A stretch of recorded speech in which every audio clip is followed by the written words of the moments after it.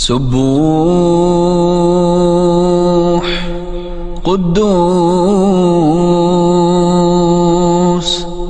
رب الملائكة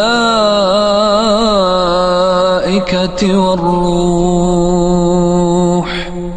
سبحانك اللهم ربنا وبحمدك، اللهم اغفر لي، اللهم لك سجدت وبك آمنت ولك أسلمت. سجد وجهي للذي خلقه وصوره فأحسن صوره، وشق سمعه وبصره، فتبارك الله أحسن الخالقين.